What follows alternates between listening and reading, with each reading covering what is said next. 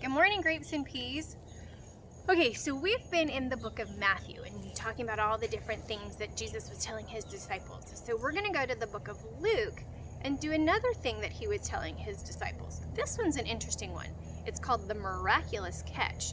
So I don't know if you remember, but some of Jesus's disciples were fishermen. So we're going to talk about what it means to be a fisherman. Here's our story. As word spread around the signs and wonders Jesus was doing, more and more people came to see him and listen to his teaching. Sometimes the crowds got very large. One time this happened when Jesus was near the Sea of Galilee.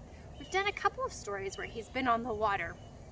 The people began to crowd Jesus so much that he knew he wouldn't be able to teach. Looking around, Jesus saw 2 empty boats on shore and fishermen washing their nets. One boat was Simon's. Jesus asked Simon to take him out on the lake a little bit from shore.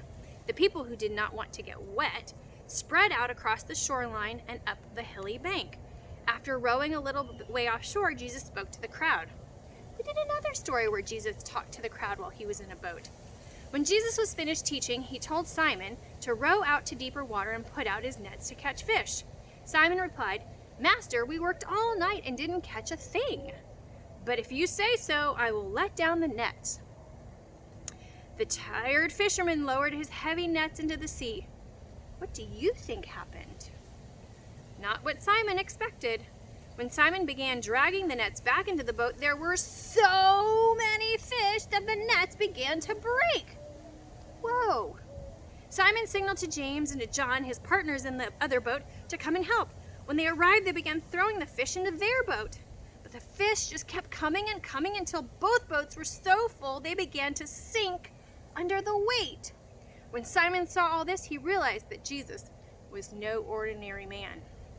He fell down at Jesus' knees and said, "Oh Lord, you shouldn't be here with me because I am a sinful man." James and John stood in their boats, and surprised as they could be at the fish they caught, Jesus looked down at Simon and said, "Do not be afraid. From now on, you will be catching men." That's a little strange.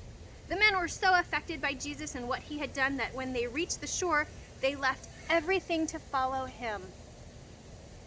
Did you know that Jesus is still calling people to become fishers of men? Let's see what that means. Today, when we hear about Jesus' amazing life and how he died on the cross, the Holy Spirit helps us to see our sin just as Simon did. And like Simon, God calls us to leave our sinful lives behind and follow him. God changes our hearts so that we want to tell others about Jesus. That's how we become fishers of men. When we believe our job is to cast the net, like the fishermen threw their net, we cast the net of the gospel to catch as many people who don't believe as we can and bring them in to follow Jesus and become part of God's family. So Jesus taught his disciples that they were going to be catchers of men, fishers of men. And so Jesus says when he came to rescue us, that part of our job is to help rescue others and bring them into the boat. Here's a fun picture. See all those fish?